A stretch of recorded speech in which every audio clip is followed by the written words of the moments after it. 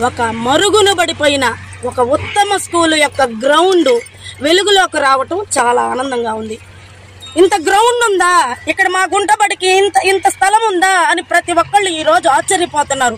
ఏంది ఇలాంటి స్థలాన్ని, ఒక అడవిలాగా ఉన్న స్థలాన్ని ఈ రోజు ఇంత నీట్ గా చేస్తున్నారా అని ప్రతి ఒక్కళ్ళు ఆశ్చర్యపడుతున్నారు. నాకు తెలిసి ఇక్కడ ఉన్న ప్రతి ఒక్కళ్ళు చదువుకొని ఉంటారు. ఇప్పుడు ప్రస్తుతానికి వీళ్ళ పిల్లలు కూడా చదువుకుంటూ ఉంటారు.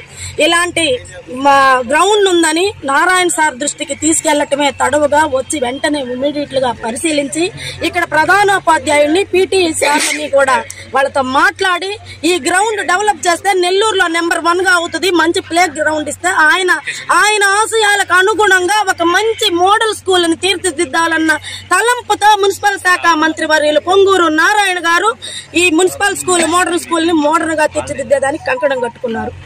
వాలీబాల్ ఆడేదానికి షటిల్ కోర్టు, క్రికెట్ కోర్టు, అలాగే రన్నింగ్ చేసేదానికి, అలాగే వాకింగ్ ట్రాక్, ఇలా చెప్పుకుంటూ పోతే ఇంకెవరైనా ఏదైనా ప్రోగ్రామ్ చేయాలన్నా కూడా రాబోయే రోజుల్లో ఫ్యూచర్ లో విఆర్సీ గ్రౌండ్ లాగా ఇచ్చి తీర్చిదిద్దేదానికి నెల్లూరులో ఇంత మంచి స్కూల్ గ్రౌండ్ చేపిస్తున్నందుకు పొంగూరు నారాయణ గారు మినిస్టర్ గా ఉన్న హయాంలో మేమందరము కూడా ఉండి మా వంతు పాత్ర ఉడత సాయంగా మేమందరం కూడా దీనిలో పాత్రదారులైనందుకు నారాయణ సార్కి మేము ధన్యవాదాలు తెలుపుకుంటున్నాము. అలాగే స్కూల్ యాజమాన్యానికి, ఇక్కడ స్థానిక కార్పొరేటర్ కి, మేమందరము కూడా తెలుగుదేశం గెలుపుకు కృషి చేసిన ప్రతి ఒక్కరికి కూడా ధన్యవాదాలు తెలుపుకుంటున్నాము.